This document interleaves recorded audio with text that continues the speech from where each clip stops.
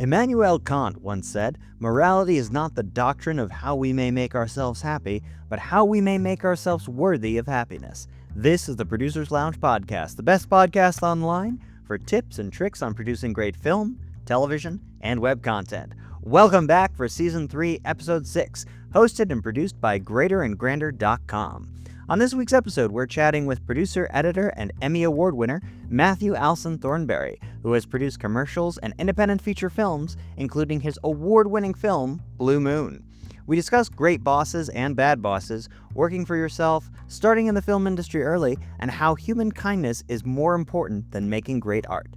Matt has lived an amazing life and succeeded not only because of his talent, but also through the kindness and help of caring individuals, and shows how empathy is more important than genius. This is one of our longer episodes, but it is so worth it. Feel free to start and stop the podcast at your convenience. You don't need to listen in one sit down to enjoy it. Here now is my conversation with Matthew Alson Thornbury. How you doing? I'm doing good, man. I'm doing good. I don't know if you listened to any of the past episodes. Not yet. I've been incredibly busy trying to get ahead so I can actually take some time off this year. And I can see that's paid off by the number of Clios in your background. Oh, they're mostly Davies and Tellys. I have I have a piece that won an Emmy. That the person who submitted it didn't tell me they were submitting it until less than an hour before the deadline, so my name didn't get added to it. But it was a piece that I produced, directed, shot, edited. And the host was the one who did it. She did it to like 3 other people that she worked with. She texted us all at the same time and was like, "Hey, if you guys want to put your names on this, the deadline's in 45 minutes. It's like, we don't even have accounts for the Emmys. Okay.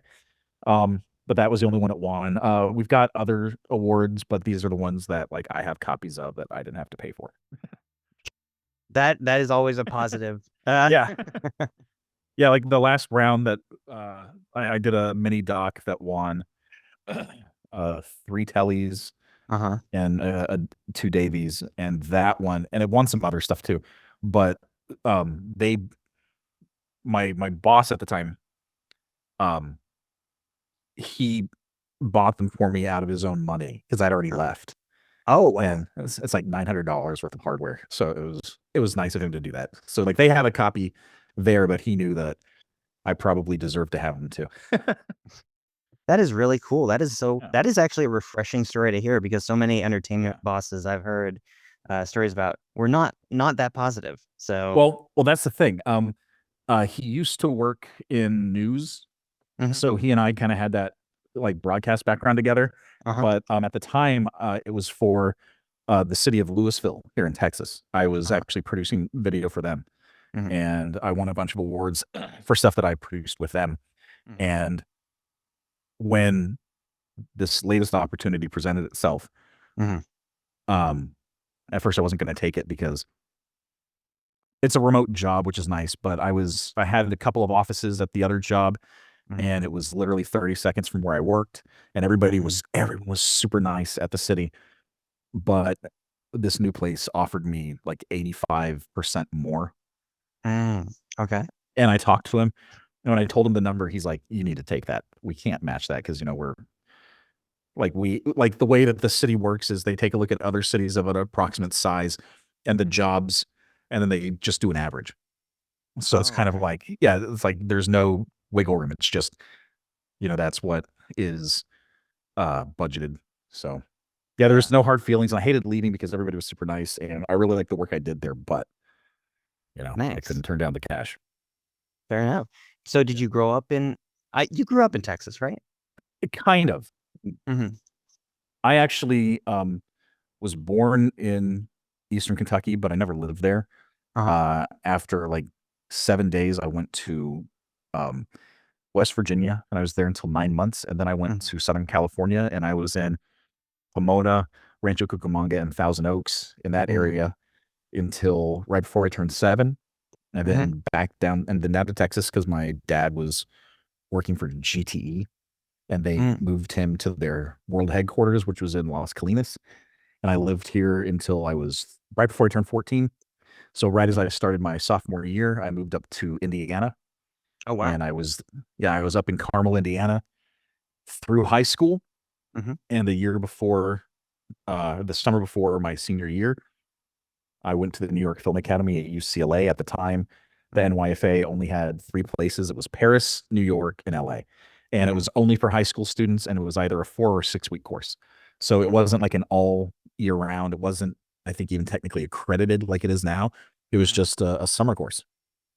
And did you decide before then that you wanted to get into entertainment, or was that the clincher? Okay, so when I was 4, I told my parents I wanted to make movies. Oh, wow.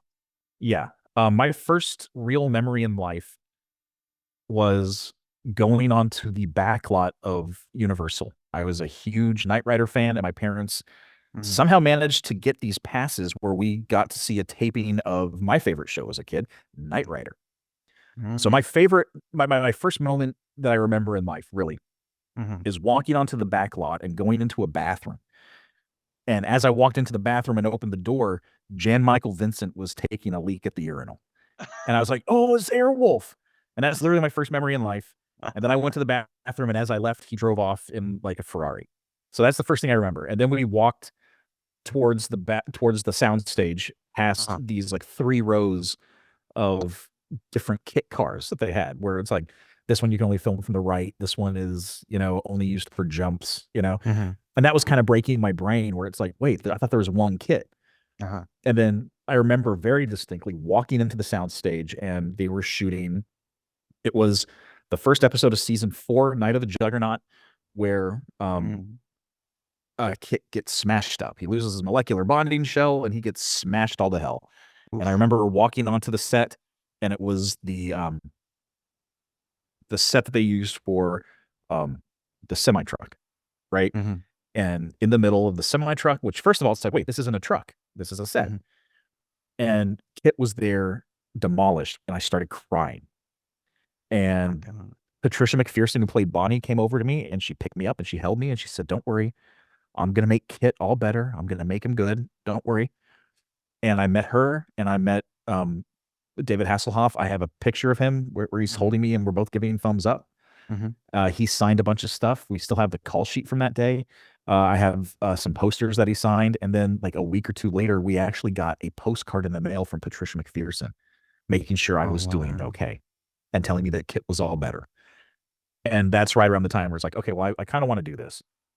So they got me into acting. And yeah, I learned how to read by going to auditions and having to say like, Mom, this is Sepulveda, like take the exit, So yeah, I would go and I would memorize sides, and that was how I learned how to read. And I would leave class probably 4 or 5 times a week to go on auditions. I booked 2 things of note. One was an episode of Superior Court. I didn't have any dialogue, but I'm kind of the linchpin of it because the case is about a polygamist, and I'm the kid they had out of marriage or with the second wife. And then I booked a designated driver promo for, I think, NBC or CBS. I can't remember which one. That only aired on the East Coast, but it was directed by Ray Sharkey, who was on Wise Guy. And I was 6 at the time, and I used to watch Wise Guy with my dad. So when we got to set and we found out that Ray Sharkey was directing it, I was like, oh my God, I got to tell him how much I love Wise Guy. My dad said, don't you dare. I don't want him knowing I let my 6-year-old watch Wise Guy. Yeah. So we were doing this bit, and like there's a bit between me and my parents, like my fake parents. And at one point I'm supposed to do a direct address to camera, and they were running a prompter. But I was 5.5, 6 years old. I couldn't read the prompter that fast. And they kept getting really frustrated because, there's only so much time you can have with a kid on set. Yeah. And I said, can I have a second? And they gave me a couple of minutes, and I took the script, and I took this like 3/4 of a page, and I just memorized it. And I kind of kept time. I would see like little keywords and just kind of know, and faked my way through it. And I got him to autograph the call sheet on that. And then we moved to Texas. But before we moved to Texas, I was offered a job. It was 13 episodes on a new sitcom, but we'd have to go shoot in New Mexico. And that meant I'd be away from my mom for like 6 months. Oh. And my parents took me out to dinner, and they said, okay, you need to make the decision on what you want to do. Do you want to do this or not? And I said, I don't want to be away from my mom. So I said no. My parents kind of said, this is before he goes to college. It's Mhm. super in depth, Yeah. and we might as well spend 8,000 now as Whoa. opposed. Yeah, it was a lot of money Uh-huh. for a month. Uh-huh.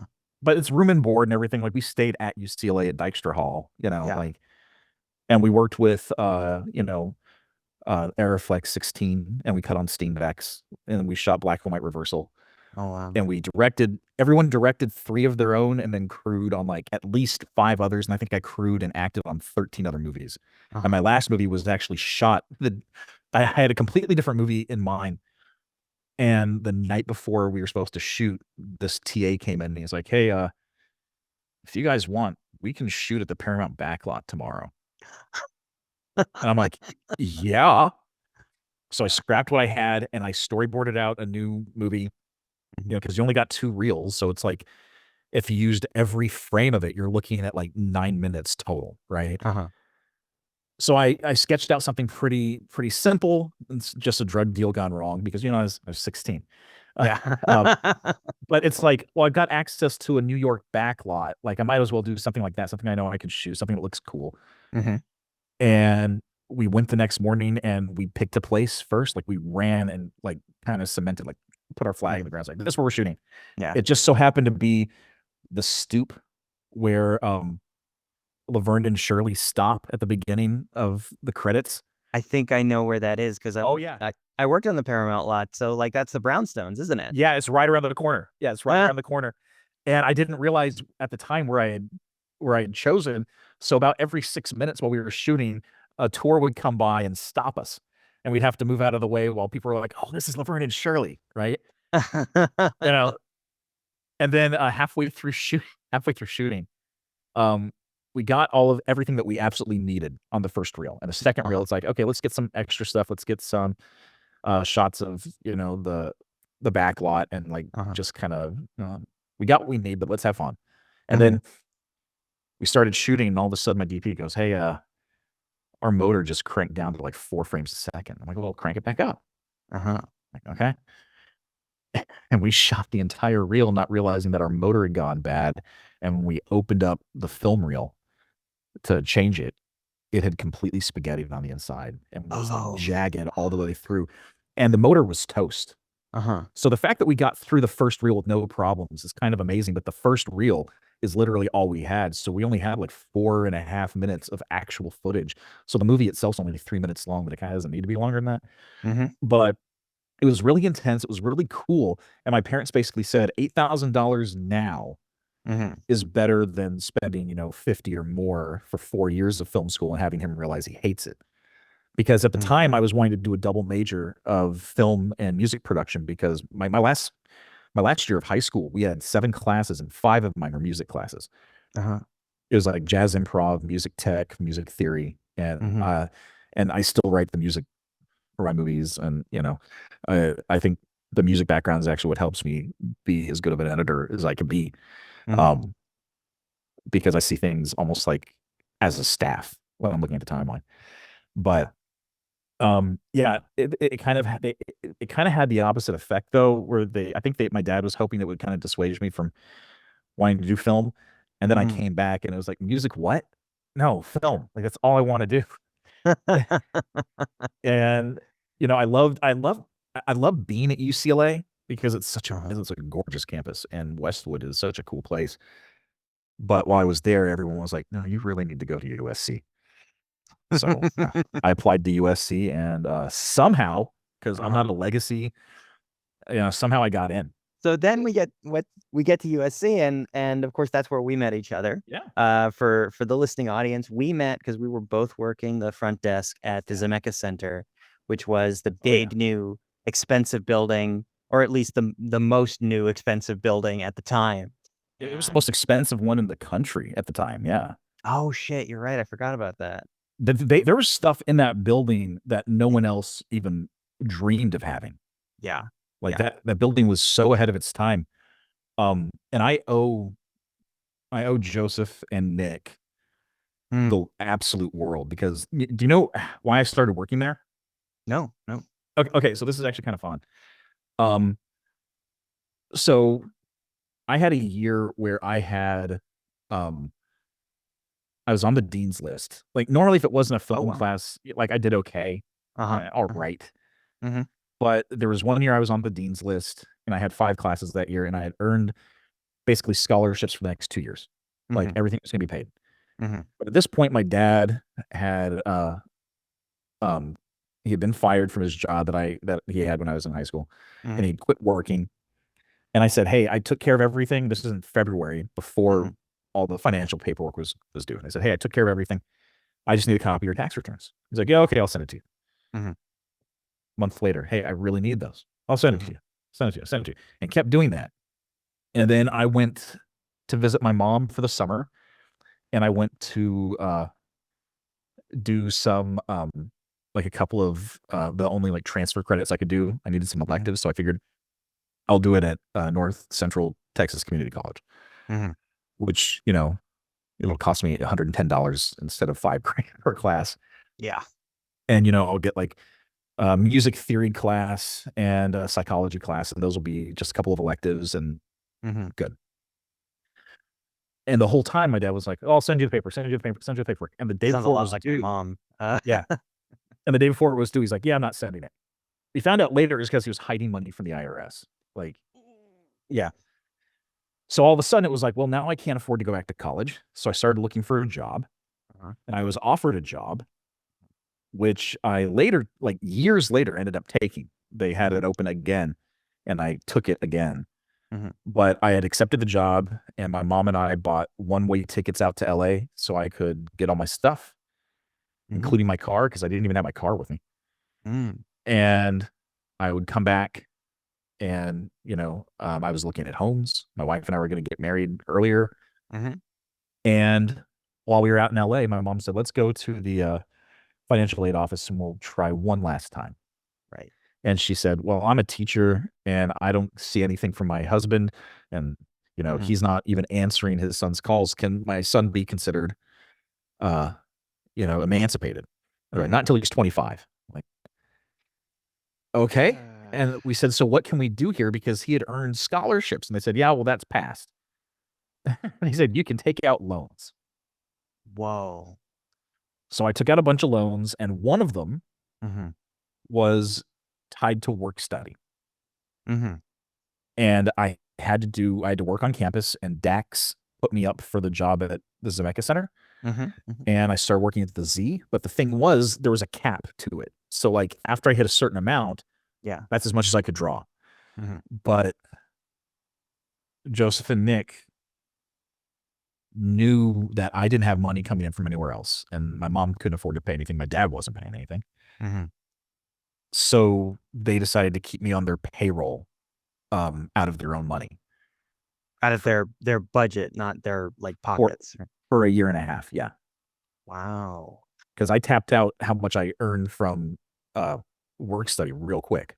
Oh my god. And it's also one of the reasons why I was there all the time Yeah. because I like that's literally what I had to live on. Built into my loans was just enough to pay my rent, Uh-huh. like just enough. And we were living, Man. in the building right next to the Z on 32nd Yeah. Street. And for 4 people, it was like $750 a month for each person, Right. which yeah, that's insane, especially for 20 years ago. Yeah. And I literally didn't have money to eat. I would go God. I would go to Spud Nuts at one point. I went to Spud Nuts Mhm. and I bought, The donut shop. a dozen a dozen day-old donuts, and I ate Uh-huh. on them and water for a week. Oh my god. Yeah, like, I would only I had have no idea lunch. you were going through all that. Oh, yeah. I had lunch every other day, Uh-huh. and it was when I went to art class, and I would get a small bag of Cheetos and a small Pepsi, and that was the only time I had lunch. Yeah. um, for like a semester. Mhm. So like literally the only reason I was able to survive was because they kept me on at like 750 an hour Mhm. out of their own budget, which they did Right. not have to do, but it literally saved me. So like I owe those Oh my guys god. everything. That is, that's incredible. I had no idea that they were doing that. That's Oh yeah. awesome. Yeah. But working at the Z is also the reason I don't have my bachelor's. Wait, what? Okay. I have 125 out of 128 units. Uh-huh. I need Japanese 3. Okay. Oh, that's right.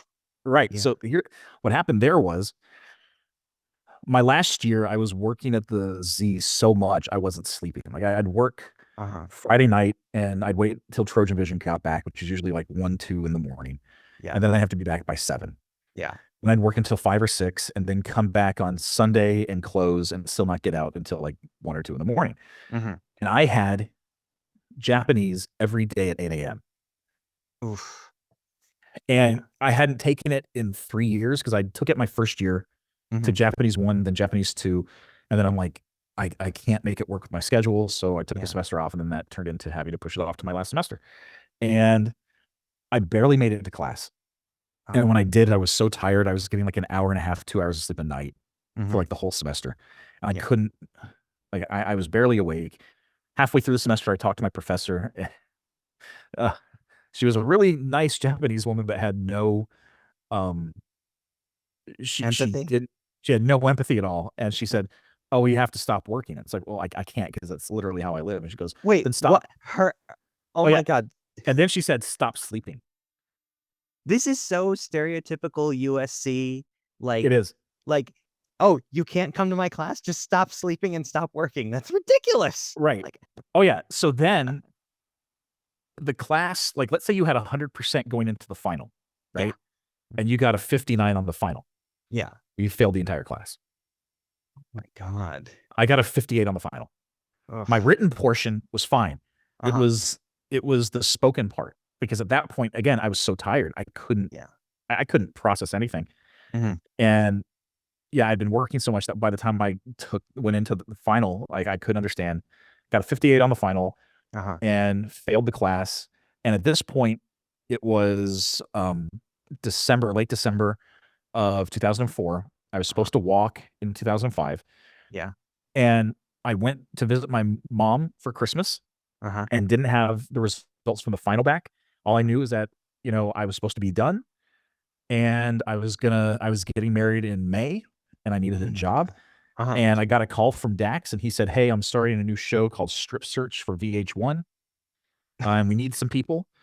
Do you want to be on it? Let's start out as a PA, but I'm sure you'll move up fast." And I said, "Sure." So I took the job, and then like a week later found out that I hadn't passed the class. But it's like, well, I can't take it next semester because I'm already working and getting married. So I put it off, and I said, "Hey, I need to put this off until, the spring or the fall at least." And I didn't walk. They said, "Oh, you can still walk." And it's like, that doesn't feel right. I'll walk once I earn it. And by the time that other job ended, I had been offered more. And it just kept going that way. And by that point, I was completely on my own. And it was 5,000 for the class. And it was only offered Monday through Friday at 8 a.m. And I can't hold a job doing that. Yeah. Yeah. So, So I can pull up my STARS report right now. I do it every couple of months just to make sure my info's still in there.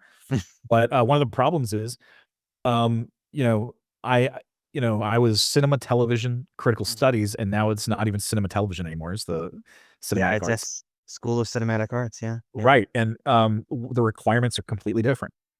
Yeah. So, now they have a music video course. I probably would have done that if I could. That would have been fun. Yeah. Yeah. So I don't know if I'll ever actually get the degree, but it's never really hampered anything, because when people say, "Do you have a bachelor's?" Like, when you have to fill out things, bachelor's degree or some college, I always put bachelor's, and then I say I'm one class shy. That's all. Like, I let everyone know I am one class shy. I don't have the degree, and they're like, "What class?" I say Japanese 3, and then they just kind of laugh. Yeah. I've needed to use Japanese once. The funny thing is, we didn't have to take, as film students, we didn't have to take any math. That's right. We didn't. Now ask me what I use every day, all the time: math or Japanese. You know how many times I've had to sit down and go, "Okay, so this is my frame rate, and I've got this much card space, and I'm shooting at this resolution, and I'm doing this many frames per second for like a time lapse." And then someone says, "Oh, this event isn't going to take 90 minutes. It's going to take 2.5 hours." And I got to sit down, take out a pen and pencil, and like cross multiply and divide. I do that all the time. And just looking back, that boggles me too, especially since we went to film school when it was still the era of film, when you had to calculate that manually. No math. Okay, so Dumbest thing. yeah, I had a very similar situation to you because, like, I don't know if you remember, I transferred into USC from Chapman, Yeah. so I had, taken a bunch of classes at Chapman that would have counted for the core curriculum requirements for the university. And I got in, and USC looked at it and was like, "Nope, it's not good enough. We're counting everything from your previous school as electives." And So here's what happened. 2000 rolled around, and I was applying to colleges, and I applied to a bunch of UC schools. Applied to 5 UC schools, USC, and then my parents said, yeah, you have to apply to one that's not in California. And I said, okay, I'll go to Grand Valley State, Michigan, because that's where Rod Serling went. And, he's a great writer. So they got to do something right there. Yeah. I got accepted there within a week. And it took so long to hear back from USC that we actually accepted it, put down a deposit and everything. But, we didn't get anything in person. We did it online. And this was still very early in the internet. And one day after school, I was at a Burger King and I got a call from my mom, and it was like 4 PM. And she said, hey, turns out there was a requirement that USC has, and they didn't put it online. And it is due in their hands tomorrow, a physical copy. You have to write, and it was a review of a movie. It was like a 2-page review of a film. I'm like, or a critical analysis of a film, I should say. Critical analysis of a film. And I was like, oh, okay. So I ran home, wrote the 2 pages, did not proofread it, printed it out, and as we got to the UPS store, we walked in literally right behind the guy picking it up. And we were like, you need to stay right here until we can get this certified to give it to you. Because if we had missed him, I wouldn't have gone to USC. Yeah. So I did a critical analysis of E.T. and how, even though it's a far-fetched fantasy sci-fi movie, there are aspects of it that are so grounded, it helps you believe the fantasy, right? And how it's really about family and turmoil. And that was the one that Casper read. I'll come back to that in a second. Okay. So then we got a call from them a couple weeks later saying they hadn't received my transcript. And we went into the high school, and my counselor said, oh, well, I forgot. I'll send it out. Don't worry. And they're like, no, they have to have it today, end of day, like within like 40 minutes. Yeah. Like, don't worry, I'll send it out. And my mom stood there and she said, you're going to fax it over, and we are not leaving until we get the confirmation. Okay. So we get everything turned in, which was a hassle. And then didn't hear anything until like mid-May. Mid-May, I get 5 denials from UC schools, because being an out-of-state student at the UC school system, damn near impossible. 5 rejection letters, and then literally the last one was USC that says you're in. Got it, but then found out I got into the cinema school. The cinema school accepted me first, and we didn't find out that I was accepted to the actual school for another week. Oof. So we had to call them and say, hey, am I going here or not? And everyone was really confused because apparently, again, the almost 3.9 grade point average, not good enough.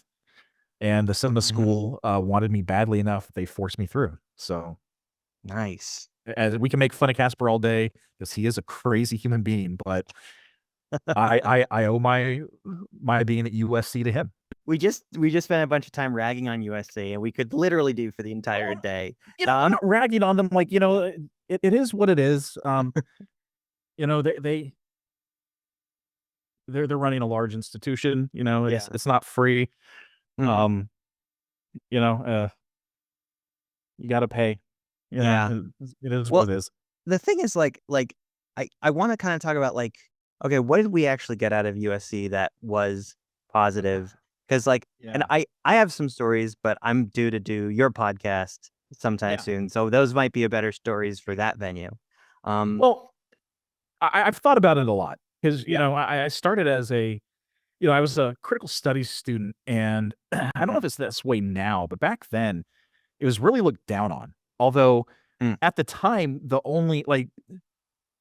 most successful filmmaker to come out of USC within the previous few years of us being there was probably Bryan Singer, you know? Yeah. And he was a critical studies student, and I was in, there was he spoke at a class of graduate students where they were giving him crap for it. And they're like, how'd you know how to make a movie from being in critical studies?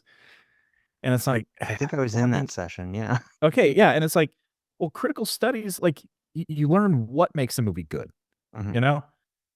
And he said, you can learn how to use the equipment anywhere. And, I had some friends that were in production, and when they were doing their 310 films, I was on set for one of them. And I had to teach them how to use the equipment because it was the same equipment we used at the NYFA, Yeah.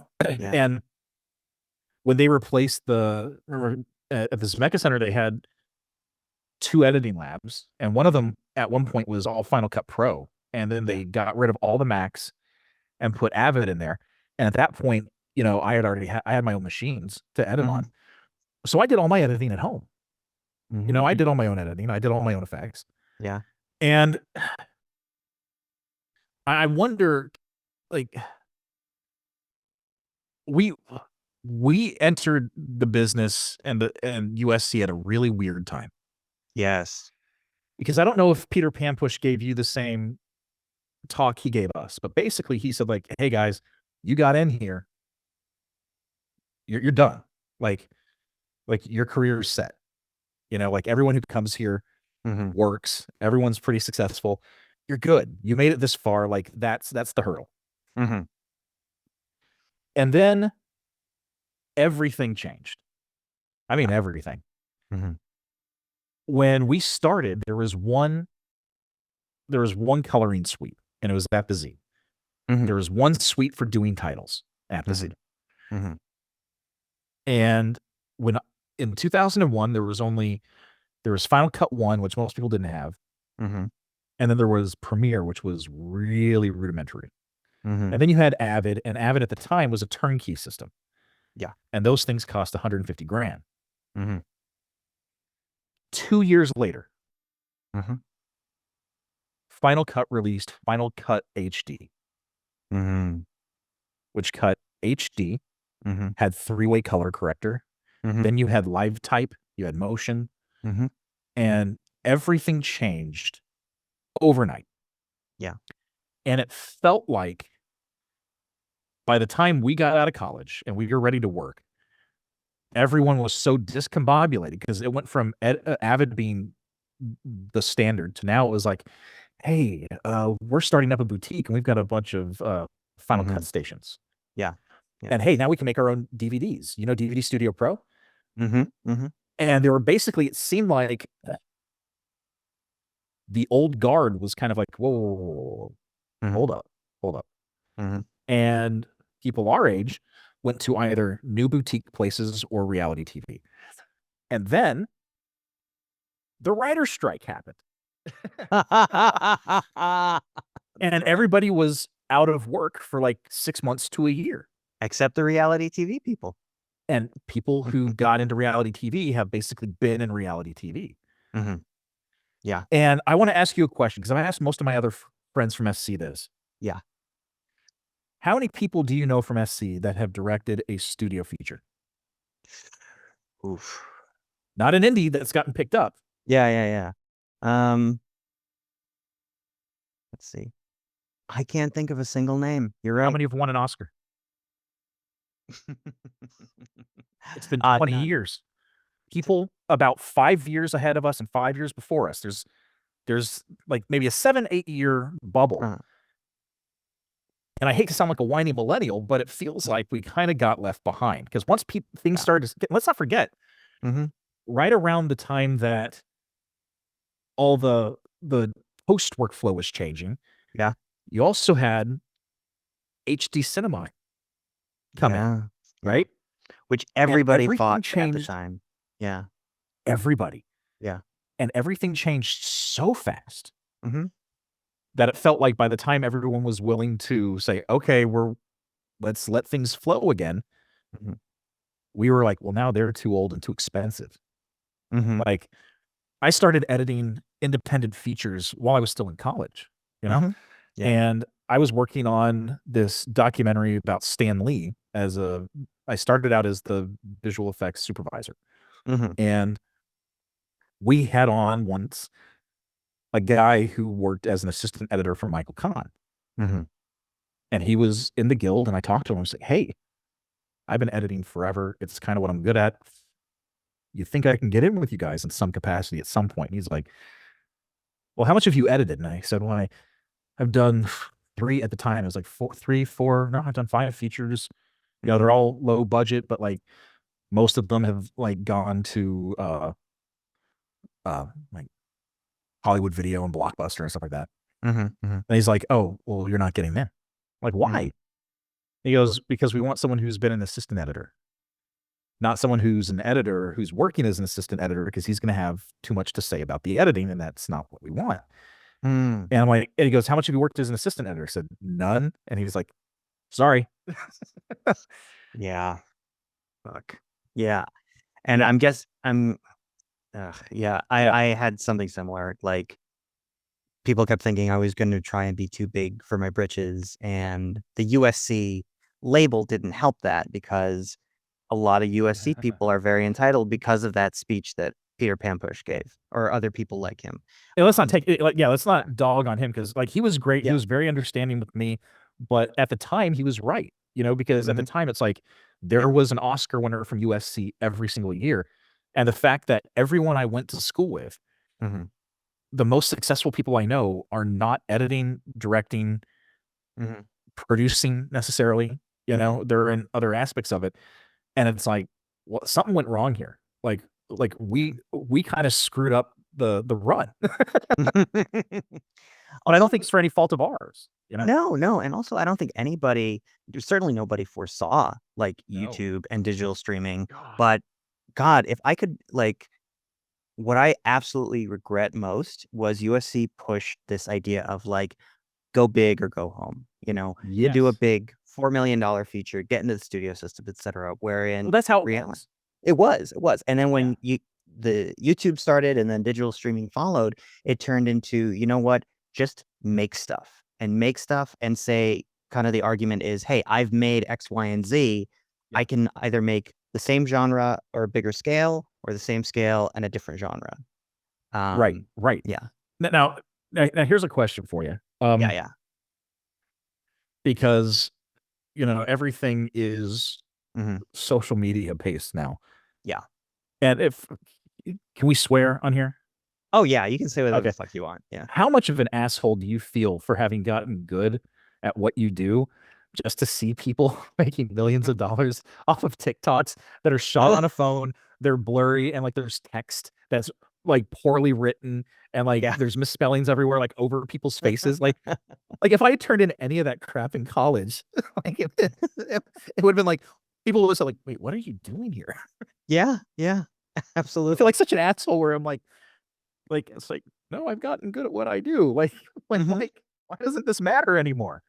Like Yeah, it's a shame, because now we are competing with, and I see this in media and in big streaming platforms, but I also see it on, like, Fiverr and stuff. We're competing with somebody who can download all the Oh, man. software for free and then just make something and throw it up online, and maybe they spent, you know, I don't know, maybe a week putting together a half-hour short or what have you. It's And crazy. and don't even get me started on, AI coming into this, like, Oh god.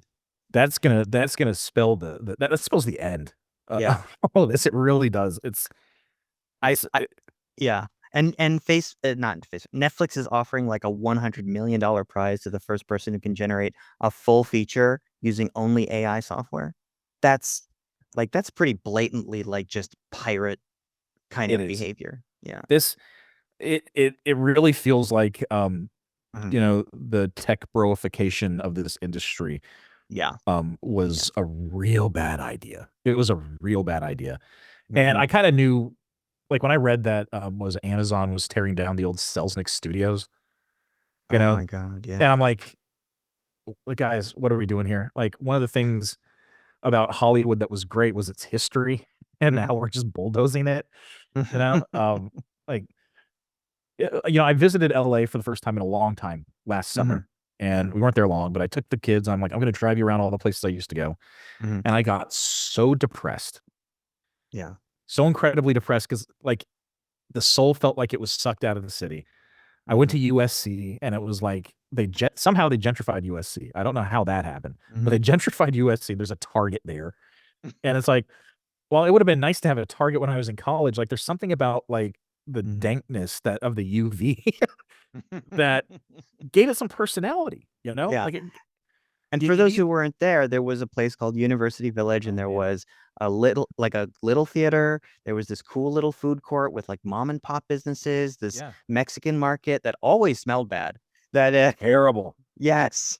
Terrible. But it was great. It had charm. You like need the rough edges to make you interesting, And like that's all gone. Like the Century apartments are gone. And and then I drove up to Sunset in Hollywood, and it's like, oh well, the Cinerama Dome and the ArcLight, they're closed, and I that was drive my by favorite. there almost every day. Yeah. It's just heartbreaking to see them boarded It up. really is. Yeah. And they say, oh, we're going to open up in 2024. Then it's 2025. It's like, just say you're not. Yeah. Just say you're not, because it's not going to happen at this point. Yeah. And it just feels like we've lost so much. And what upsets me the most, and this is old man yelling at cloud stuff, is that it seems like a lot of the younger people going into film don't care about that. They care about the views, they care about the prestige, but they don't care about the history. Like, when we were in school, every film student, first of all, nerd. Like there are no cool film students, right? And if they were, they weren't any good. But they all had one thing in common, that was like film posters on their walls. Everybody had like film stuff, right? Yeah. And I was showing the girls, I was trying to show them around the school before we went, and I was on YouTube. I'm like, oh, well, here are a bunch of videos, or like the day in the life of a film school student.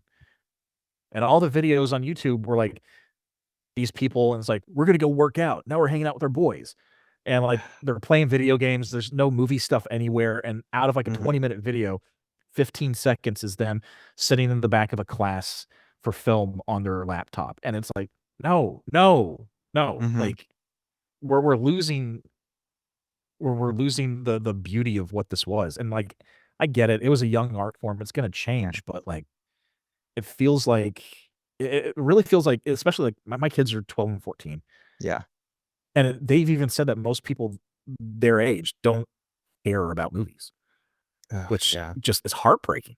I mean, Kevin Spacey did this like speech back in the day about how like movies are now competing against not just television, but all forms of entertainment, including football, sports, nightclubs, etc. And also now they're competing against TikTok. Why spend $20-$40 to go out and see a movie when you can just sit at home and endlessly scroll through entertaining 90-second videos? And it's unfortunate. My first day in Malton's class, in Leonard Malton's class. The Leonard Malton. No. Leonard Malton. Yeah. It was the very last class I ever had at USC. Yeah.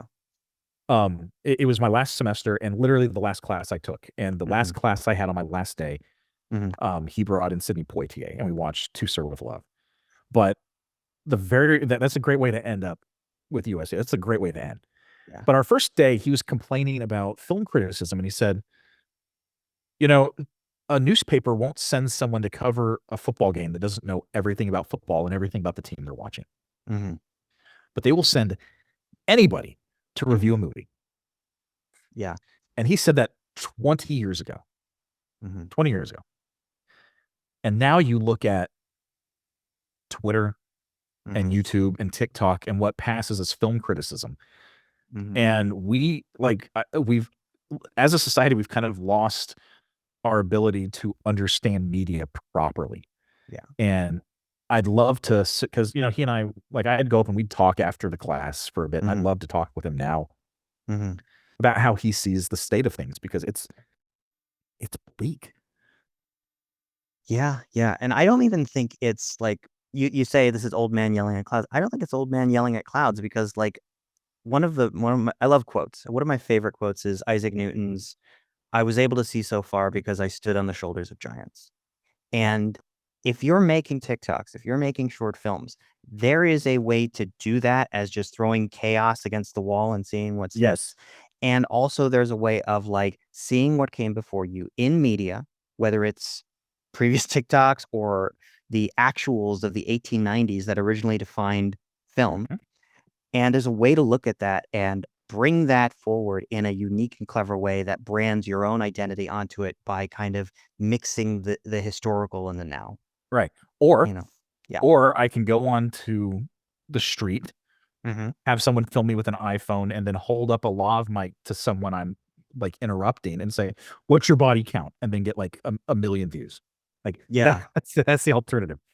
Or some idiot like Steven Crowder who, I mean, I'm sorry, I know he's a Texan, but like that guy's a fucking asshole. I don't care. I'm not a Texan. I live here. I don't really consider myself anything. I'm not from anywhere. Okay. But yeah, it's but like what, to go back to what you asked 30 minutes ago before I derailed everything, what I got out of it. There was one class specifically and that made the entire thing worthwhile to me. And that was my 290, 241 class. Yeah. Because for everyone who's not doing the inside baseball here, 290, 241, it was basically one class. They called it two, but it was each one. It was something that every student had to go through if you were in film, and you had two teachers, two professors, and it was a luck of the draw who you got. I happened to get with my roommate Micah, which was really helpful. We happened to get Oscar and Billy. So William Fraker and Oscar Williams, probably the most coveted class for 292-41, because Billy Fraker was the director of photography on little movies like Rosemary's Baby, Bullet, Tombstone, Close Encounters of the Third Kind. Just tiny little things. He invented trombone lighting, He worked for Conrad Hall when he was starting out. And I learned more from those guys. Yeah. And Billy was he was a mentor, but Oscar became a mentor and a friend who actually, before he died, he saw my movie. And he actually, when I was doing my feature Blue Moon, we were shut down during COVID. And he contacted me. I hadn't heard from him in a few years, and he contacted me out of the blue, and he said, "Matt, what are you doing? You're not making a movie. You need to make a movie." And I said, "Well, actually, Billy, it's actually, Oscar, it's funny that you mentioned that because I'm working on one." And I sent him the script, and he goes, "Love it, but you need to change the ending. You got to do this at the end." And he gave me an ending that was so much superior than what I had, and it was a tiny change, a very tiny change, but changed the whole meaning of the movie. And I rewrote it, and we shot it that way, and it was great. And I sent it to him before it was out, and he said, "Great movie. You must have had a great teacher." Nice. Yeah, but though, like, he taught me something about directing that every time I work with actors, I think about, and he goes, "Don't tell someone what to do. You have people in a scene, you give one person a goal and say, this is what you need to accomplish. Talk to the other person and you say, this is what you need to accomplish, and give them contrasting goals." So if you have a person trying to, like, an interrogation scene, it's like, do not let this person lie to you. You need to get the information out of them at all costs. And you tell the other person, no matter what this person does or says, you're not giving anything up. You don't say act afraid or act stoic. Yeah. You let the actors do that. And giving them a goal. Like, literally every time I've worked with an actor, I keep that in mind. But those guys, just their wealth of knowledge, how fun they were, and the atmosphere we had in that class. And I met some lifelong friends thanks to that class. One of the people in that class, Monica Soto, she just won, I think a year or two ago, she won an Emmy for her art design, her production design work on Drunk History. So bravo to her. Nice. and Casey Kane was in that class. She's now head of post-production at Marvel. Wow. Yeah, so she's doing okay. Mm-hmm. But I met one of my best friends, Dax. My friend Sam was in the class, and since Micah, my roommate, was in the class, we were able to get the same camera, and I requested a specific camera they only had 2 of, because I knew it was technically better than the bigger cameras. The PDX-10 had a higher gross pixel count and actually shot native anamorphic and not cropped, and it fit on my my stabilizer that I had. And because of that, we were able to keep the camera for 2 weeks instead of having to send it off to another person for a week. So, we were able to keep it in-house and shoot a little bit longer, which was nice. That class was a huge benefit, but honestly, working at the Z and meeting everybody there and getting to see, like, having to make dupes of every single thing. And you got to see every student film and see, okay, here's like what I shouldn't do. Here's what everyone's doing. Here's what works. Here's what doesn't work.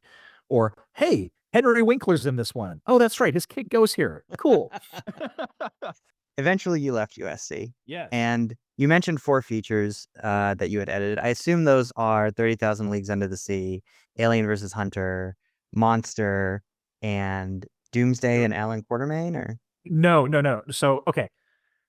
So when I was at USC, actually, after my first semester, that summer, my friends and I, we made one of our own. So I directed and edited a feature that my friends starred and helped in.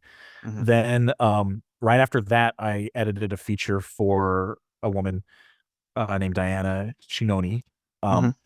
And she had a film called Crutch that we worked on for years, because she would shoot a bit, we'd edit it, then sorry about that. Okay. So we'd edit, and then she'd shoot some more, and then it was an organic process for her. So by the time I left college, I had 2 features, and then I went to the about a year later, I went to the I was working for the asylum, and I did. They hired me because their editor for 30,000 Leagues Under the Sea quit. And they said, okay, we have a drive with 24 captured tapes. There's 24 hours of footage on here. We have a PDF of the script, but they didn't really go by the script. So try to make it make sense. Where it doesn't make sense, write in some ADR that we can put in, from over the shoulder stuff. And then we need temp music, temp effects, and titles. And we need it in 48 hours. Whoa. Yeah. But luckily, I'm a fast editor. So I did it. And they said, hey, we really like the dialogue you wrote. Do you want to write for us too? So, yeah, sure. So I got a call saying, hey, we're doing Alien versus Hunter. That's the title. And we want you to write it. Do you have time? They said, do you have time to write it this weekend? And I said, well, actually, I'm going to be in San Diego because we're premiering the first 20 minutes from the Stan Lee doc at San Diego Comic-Con. So I can't do it this weekend. And he's like, oh, I got to have it by the weekend. And they said, okay, how about this? I'll write while you send over an outline. So I'm like, okay. So I started outlining it. And the person who physically wrote the script was writing faster than I could write the outline. It was crazy. So I'd send something over. He's like, I'm past it. And then I edited that. And that was only supposed to take 3 weeks. And that turned into an ordeal because the director was behaving erratically. And he wasn't really, like, he would tell me, hey, meet me at my shop and we'll edit on the weekend. And I get there and he'd be 3 hours late. And I call him and say, where are you? He's like, I'm at my shop. Where are you? I'm like, you're not at your shop because I'm sitting in your seat. And it got physical at one point, and we had to be pulled apart. And then he got banned from their facility, and he died the next year from a brain tumor. So we're guessing that his behavior was due to that. Yeah. But that process ended up taking like almost 3 months instead of 3 weeks. And then, so I edited Monster, and then I wrote, Alan Quartermain in the Temple of the Skulls was originally supposed to be just an adaptation of King Solomon's Mines. Mm-hmm. So I did an outline, like 3 outlines and 4 beat sheets and 4 full drafts Mm-hmm. of this thing. And I don't think anything I wrote ended up in the final picture, but I still have writing credit on it, which is kind of bonkers. So yeah, but that was all before I was like 24. And what were some of the, because Asylum is rather infamous, more infamous than even Roger Corman stuff. Like, what would you say are some of the biggest lessons you learned from working for them? What not A to do and lot. what to do? Yeah. Honestly, for them, it's all what to do because, Mm. we can laugh at, the quote unquote quality of their movies, but like everyone knows Sharknado. Everyone's heard of Transmorphers. They're making a product that there is a want for it. There Mhm. is an audience, and the audience loves it. And one thing I learned from them, don't title anything past the letter L, because when people are scrolling, they don't scroll that far. So that's why in 2012, they put like 2012 before all their titles. Oh, interesting. Yeah, they have a lot of A's Uh-huh. because it comes up first. And it's really smart. It's really smart. Uh-huh. Um, Also, have a killer poster and get Mhm. a name in there that people want to see, Mhm. and make it cheap. And you don't have to spend a crazy amount of time and money Mhm. getting something that people will watch. Mhm. Now, does that mean they're going to win an Oscar? No, Mhm. but they were also producing like 6 movies a year, Mhm. and they're Yeah. getting them out. And like I said, for a young person working, I didn't make any money really. Like Mhm. it was enough, but they were super nice. They were Mhm. super nice to everyone who worked for them. Mm. Um, when my daughter was diagnosed with epilepsy after having a severe grand mal seizure in the middle of class out of nowhere earlier Oh this my year, God. I'm sorry. and oh, thank you. And I posted on Twitter, hey, if anyone wants to help out, watch my movie on Tubi. It doesn't cost you a thing, Mhm. and it'll go to paying stuff off, and because we got a couple of big medical bills out of nowhere, Mhm. and David Latt, one of the owners of the asylum, said, "Hey guys, an asylum family member is in need. Mhm. Let's help them out." They are super nice. They donate to a ton of charities. They know exactly what they make. So Mhm. that it's kind of like, sorry, it's kind of like when you hear a commentary with Michael Bay, Mhm. and he says, "I make movies for 12-year-old boys." There is a certain amount Mhm. of self-awareness Mhm. that most people don't have. And at Mhm. the asylum, they know exactly what they're making. And there's nothing wrong with that. It's like, it's kind of nice that they're not trying to zhuzh up, Mhm. what they're doing, where it's like, we're making a mummy, like we're making a boutique mummy movie. It's like, you're making the mummy, you're making Mhm. Wolfman. Let's call it what it is. Right. Yeah. Um, but yeah, what I learned from them is that, push comes to shove, you can do full sound on a movie in 3 days. You can. Mhm. Should you? Maybe not, right? But if you absolutely have to, Mhm. you can. Mhm. And if you are just nice to people, Mhm. you'll get their best out of them, even if you can't afford to pay them more. Mhm. Like I loved my time at the asylum. I would actually love to still work with them, honestly. Um, Whoa. I yeah, like I love the guys. They're great. Mhm. I stopped working with them because first of all, I was young Mhm. and my attitude really needed to be in check. And I'll be honest with you. Mhm. Um, when I stopped working for them, I had also just moved here to Texas, Yeah. and my attitude was just in a bad place. And Mhm. a few years later, I emailed Lat and I said, "Hey man, I don't know if it's just me getting older or the fact that I run my own sets now and I know how you have to depend on people." Mhm. And I said, "But my behavior, wasn't always right and it wasn't cool, and I'm really sorry. Mhm. And I hope there's no ill will." And he responded saying, you know, "I'm really glad you sent this. I've hoped for a while that you would." Mhm. And we're really cool now. And he had love. I got a text from him after he saw my movie, I hadn't gotten a text from him in, a decade. Mm. Like we talked online, but not like through text. It's a little more personal when it's on your phone as opposed to like, a DM or something. Yeah. And he said that it was a great movie and he loved my acting and it was incredibly sweet. And you know what? Yeah, I would love to go shoot something for them. Like just, Mhm. I would love to do that because the idea of getting in, doing something fun in a couple of weeks and not dedicating your whole couple of years and your whole life to it sounds refreshing, and if I lived there, I'd probably pursue it a little bit harder, you know? Yeah. Like the guys are great and it's a shame that I couldn't have been there during the Sharknado time, Mhm. but uh, you know, um, I've actually made some friends because of Alien versus Hunter. There were when that movie came out, it got ravaged, like Yeah. deservedly so, but it got ravaged. And there was one critic who really tore it apart, and I contacted him. I'm like, "Hey, man, your review is hilarious, but like when you say that the editor doesn't know what they're doing, like just take a look at my other stuff." And he did, and he printed a retraction about that. He's like, "Hey, this guy knows what he's doing. It's not his fault. If anything, he helped save the movie." Yeah. Um, It's and he's been a friend since. Yeah. that sounds remarkably like step 5 of the 12 steps of, like, admitting your wrongs to yourself and others. How did Blue Moon come about? Well, like I said, it's the mostly true tale. Um, Mhm. it's based on mostly what really happened when I had to deal with the death of my dad. I Mhm. was living in Texas. He and I hadn't spoken for 5 years. Mm. I did a shoot one morning. It was a Friday morning. Got home a little early.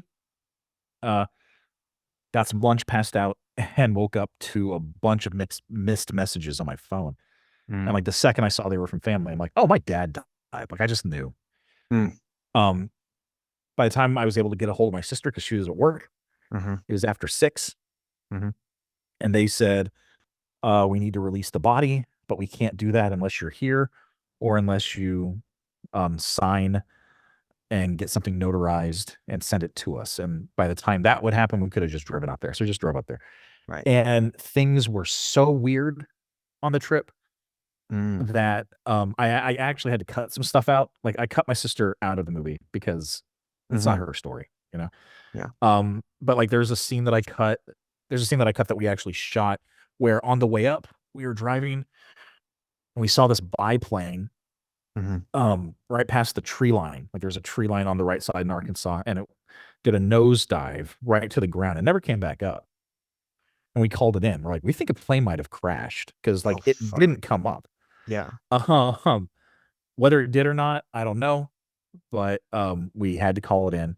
Mhm. And that's how it started. And things just went weird. Like we got there and um they said his body was at the coroner. It wasn't really a coroner, it was just a different um uh it was a different funeral home than the one he ended up at. It And was he like, was was it like one of those rural places where, like, they kinda wear this is multiple hats? it's rural Eastern Kentucky, Uh, right? So whether or not they had an actual coroner, I don't know, but they were just the mhm. ones who took possession of the body, Mhm. and they had him in the movie. It's in a basement. Mhm. It was in their basement, Mhm. but it didn't look like that. In reality, it was the showroom for all their caskets. So it was brightly lit, and they had all these caskets, and he was in a bag in the corner for several days, unrefrigerated. Oh my god. Yeah, and he was found dead in a hotel room. We went there, and it was run by these 2 brothers, Mhm. one of which had a bow and tie and what looked to be a hairpiece and just had a real kinda weird vibe, like, "This is my brother Daryl, this is my other brother Daryl," kinda thing. Mhm. And his brother had Art Garfunkel hair, and he was wearing a Canadian tuxedo, Mhm. no belt.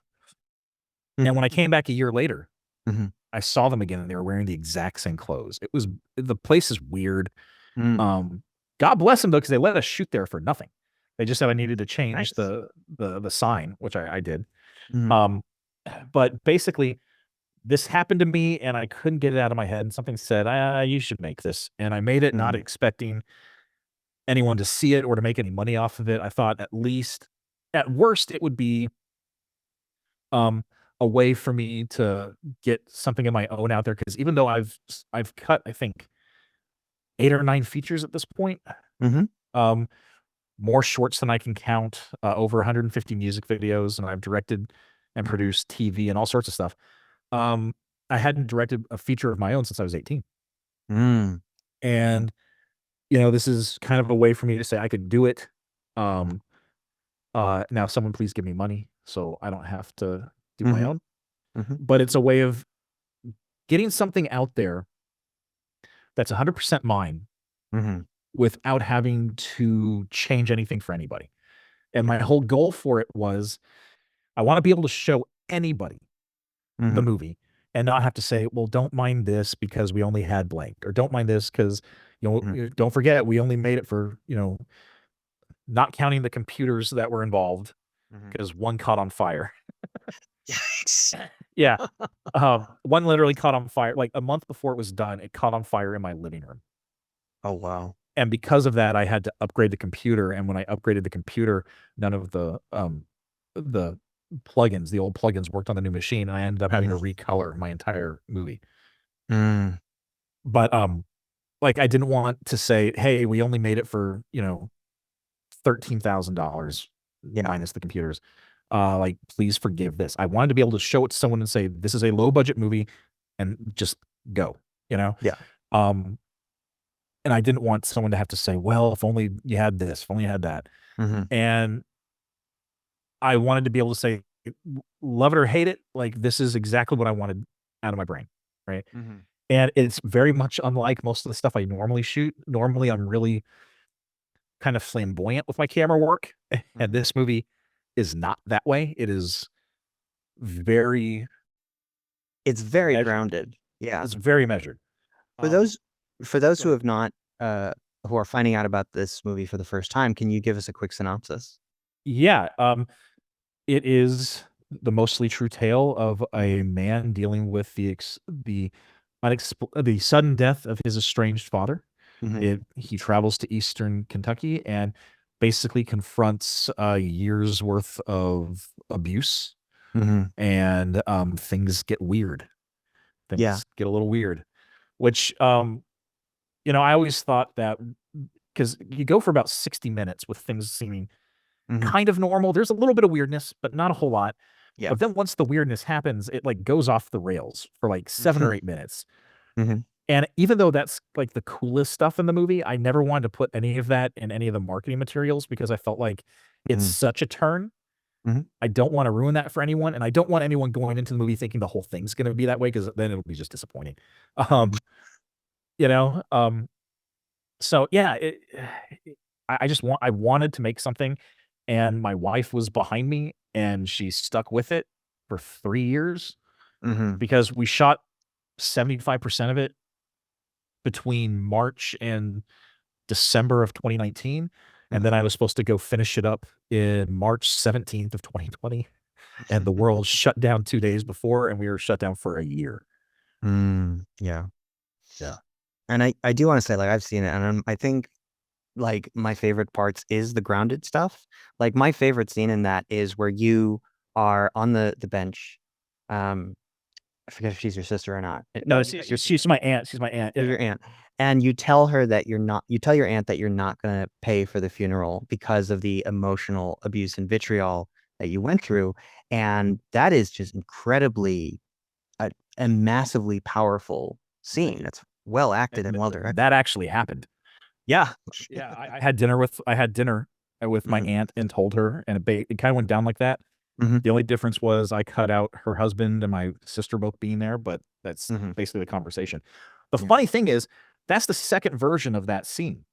Oh. On the Blu-ray, there's actually another version. We shot it at a completely different location. It was inside of a coffee shop. It's one very shaky,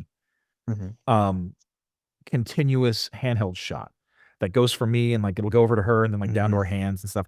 And it keeps going back and forth. And like that one shot alone lasted like 7 minutes. And by the end, my DP's hands were like shaking. And we did like 3 takes of it. Oh. And I cut the whole thing together. But I liked it. Like that's what I wanted, because like the more you get into it, but we shot it and I cut it together, and I'm like, I like it.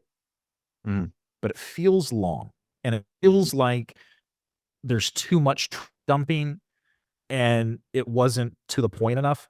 Mm-hmm. Mm-hmm. I rewrote it Mm-hmm. and like cut it down by half. Yeah. And we shot it outside because we, at that point, COVID was still in effect and we couldn't get into the building to shoot. Mm. And it's probably everyone loves that scene, and it's probably my least favorite entire movie for two reasons. Uh-huh. And it has nothing to do with the actress in it because I think she's incredible, but I don't think I shot it well Mm-hmm. at all. Mm. But we were limited because we shot it outside, but we shot it around Christmas, and everything behind us either had Christmas stuff or big Texas flags. Ah. And yeah, because even though the beginning of that scene, the exterior of the area is in Kentucky, the actual Mm-hmm. scene is here in Texas. Mm-hmm. And I had to shoot it over the shoulder like that. Mm-hmm. And I don't think I did a good job of placing the camera Mm-hmm. because, like, first, it's not a good angle for me because, you know, my fat just looks terrible on it. But I think the thing that pisses me off most about that scene, Mm-hmm. we could not move that giant green metal trash can because it was bolted into. Mm. So right behind my head, you have a trash can, and it bothers me so much. It bothers me to a degree it shouldn't, because everyone says that's their favorite scene, and like it's probably my least favorite scene just for that one reason, for the trash can. Mm-hmm. So let me ask, because this is such a personal film for you, what motivated you to make this from such a personal story? And also, why did you choose to play yourself? Um, the plan. Okay, well, I chose to make it from this point of view because Mm-hmm. honestly, it hit me that way, right? Like Mm-hmm. I wrote. There were actually 3 different drafts before I got to the one that I started to shoot with. The first draft, Mm-hmm. the basically it's the entire as you see it, but it takes place in half the time. Mm-hmm. And then I go see a character who's another who lives up on top of a mountain, and Mm-hmm. he and I smoke weed together. And while we're high, we a a werewolf attacks the cabin, and the last half of the movie is a werewolf movie, Mm-hmm. right? Which is why it was originally called Blue Moon. Ah, okay.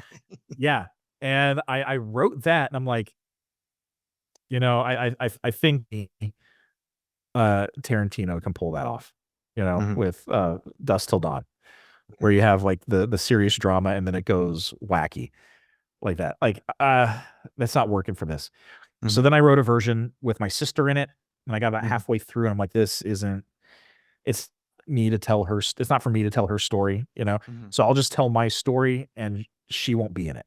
Mm-hmm. So that's what I did. And I wasn't wanting to be in it. I was wanting a different actor for it. Mm-hmm. And I had an actor in mind. But the problem was, since like no one got paid on this really, like a couple Mm-hmm. actors did, but my DP worked for 3 years on this for free. Wow. He is a solid dude. Mm-hmm. Like I've known him since college. He went to college here, and we worked at the same place together one summer. Mm-hmm. And this dude, he was just like, yeah, man, whenever you need me. Like the shot of my mom answering the phone Mm-hmm. in her garden, he actually shot with his mother right before they ate Thanksgiving dinner. Wow. I wasn't even there. Uh-huh. Yeah. And we house, you know, to Kentucky with me. And I knew that since that's how we were going to do it, and we weren't going to be able to block off that much time, and we were going to have to take a trip. I was going to need someone that I could at random times, right? You could count on at random The times. Okay. Yeah. Yeah. And this actor, like, it was too much. And, you know, and I didn't know who I was going to get. And a producer friend of mine who actually plays the coroner, Mm. I had edited him and shot part of a movie that he produced. And Mm-hmm. he said, dude, you do it. I said, no one wants to see a fat guy. Like, no, no one watches fat guys. And he goes, hey, John Candy, you did drama. Oh, shit. Yeah, you're right there. Mm-hmm. So I decided to do it. And it's funny because the day it came out on Apple TV, I took a picture and I've got it on my computer somewhere. On Apple TV shows my movie. And then below it, it says, if you liked this, you'll also like The Whale and The Fablemans. I'm like, okay, that tracks. That tracks. But yeah, I figured, I do have the acting background, Yeah. so I know how to act. Like, it's not going to be hard for me. And I knew that since we were working on such a short schedule, like everything with a preacher, 17 pages, shot in 5.5 hours. Whoa. And for those who are unaware, most coverage is, 3 to 10 pages a day, but that's a huge amount. That's a huge amount. The first scene where he talks for 4.5 straight minutes, one take. It's the only take we have of it. Wow. One unbroken take. And he had COVID before anyone knew what COVID was. This was in late December of 2019, and he came in from LA sick, and then I got sick. So I knew that since we were gonna have such a limited amount of time, getting somebody into the headspace that they needed to be in to have an intimate knowledge of why the character had to react a certain way. It was going to take more time than what I had. And I figured no one else knows this story better than me because it's my story. And if I can do it, I should do it. So we didn't do any tests or anything. I just said, hey, I think I'm going to be in it, which was tough for me because no matter when I'm directing, I'm always manning the camera. Always. Right. And this is the first time I've ever directed something and not been behind a camera, which was not, it took a long time for me to get comfortable with it. And as comfortable with my DP, and as much as I trust him, it was still really tough for me not to be, right by the camera or manning a second camera. It was really tough. Yeah. And we won't give away the ending because yeah. But it's pretty intense. It's crazy. So, after the first public screening, I had never seen it in a theater before until its first screening.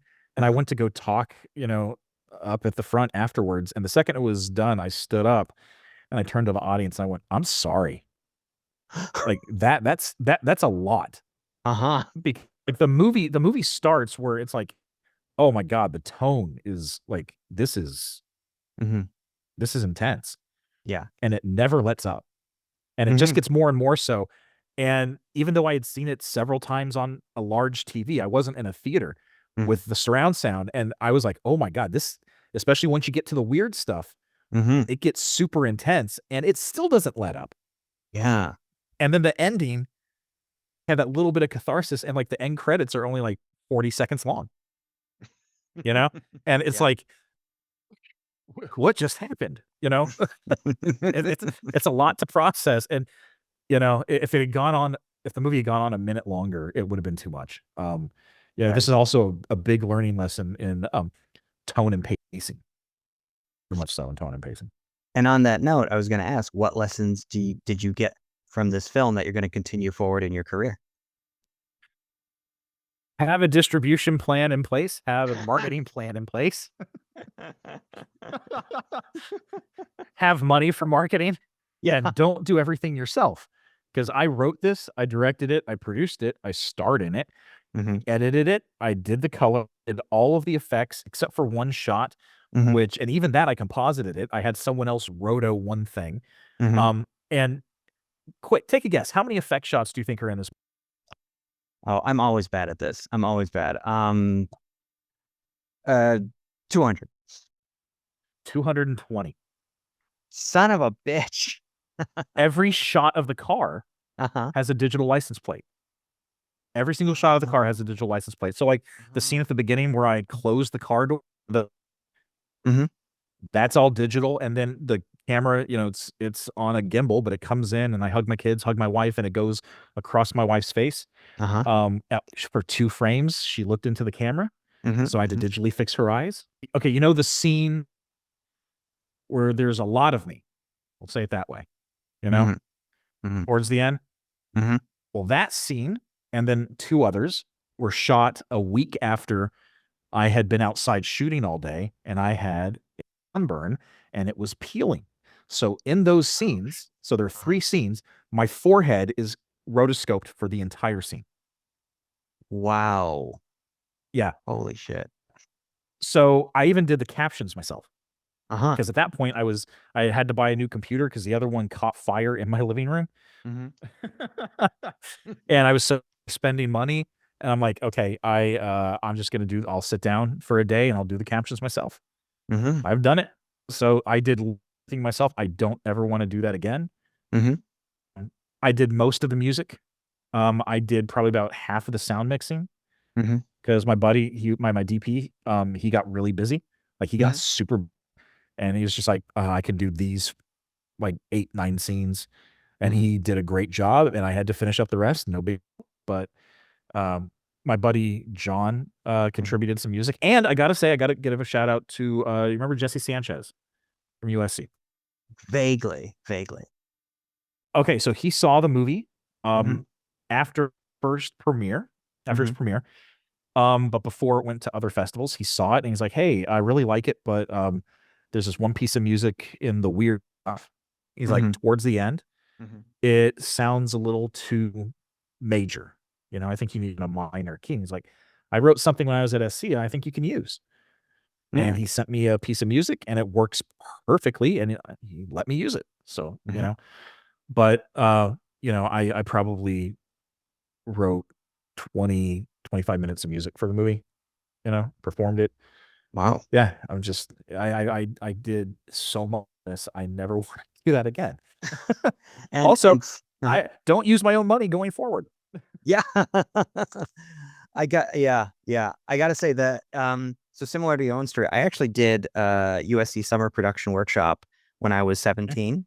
I just came out and did a 5-week course here. The first lesson, the very first thing Don Zerpola, the teacher of that class, said was, "Don't use your own money." That's, Yeah. and I'd read from Spielberg saying that, and it's like, it was the only way to get this made, unfortunately. yeah. And also, to kinda discuss what we talked about in our catch-up call last week, like, you know, to what you said, like, don't go in without a distribution plan or a marketing plan. Like, it's a rough uphill battle, if you It don't have is. that stuff. Mhm. The problem is getting people to go to that link, you know, get to actually take their time, especially people who are used to watching things as it just comes to them on Mhm. TikTok, you Mhm. know? To get people to go somewhere and watch something is really tough, Yeah. And then to say, "Hey, share this," Mhm. that's even tougher, Yeah. So next time I definitely gotta get a name. Mhm. 'Cause right now saying, "Hey, you wanna watch a fat sad boy cry? You don't know who it is. You don't know anybody in this movie. You can say it's good all day. It doesn't matter." What do you gotta work on your pitch? Yeah. We got the, best audience reaction from the Albuquerque, Sci-Fi Film Festival last year, Mhm. which was amazing. Mhm. So yeah, it's, I just wish more people would see it, but I'm glad for the reviews I've gotten so far. Nice. And anybody who wants to support independent film can find it on Apple. Yes. They can find it on most major, purchase platforms, Apple, Amazon. Amazon, Tubi, it's on Plex even, I found it on Yeah. Plex today. So, yeah, And it's even on a if you bunch of don't places. like it, put it on Tubi and just let it play. That's Please, please, gotta get please. And you know what? If you commercial don't like revenue. it, still give it a rating. Right now, if you go to Plex, it says it has a 9.2 on IMDb. Mhm. That's fantastic, but that's also because we don't have a ton of reviews, Mhm. I don't Mhm. mind if it goes lower. I want an honest score. I just wanna know people are seeing it, Yeah. because I had someone watch it who said that it moved them so much they reconnected with their estranged father. Whoa. Whoa. That's a win. Yeah. That's a win. And that is Season 3, Episode 6 of the Producers Lounge podcast. Thank you to my guest, Matthew Alson Thornbury, for joining us. You can find out more about him by checking out the show notes, including a number of platforms where you can watch the film Blue Moon for free with ads. In fact, I don't ever say this, but Matt's a good friend, so just go to the links, press play on the film, and let it watch overnight with your computer on mute. It costs you nothing and will send a few shekels Matt's way. Our intro and outro music today was Bass Walker by Kevin MacLeod. Our episode still image is provided by Matthew Alson Thornbury. We'd love to hear from you, and you can check out this week's accompanying article on greaterandgrander.com entitled How to Be a Decent Work Human in the Film Industry. Link in the show notes. You can stay up to date by following us on YouTube and social media at the handle Greater Grander, all one word. Make sure to subscribe on YouTube or wherever fine podcasts are found. And also, if you like what we do, share this podcast with a friend who you think will enjoy it. Join us next week for more cocktails and questions, and until then, keep producing dreams.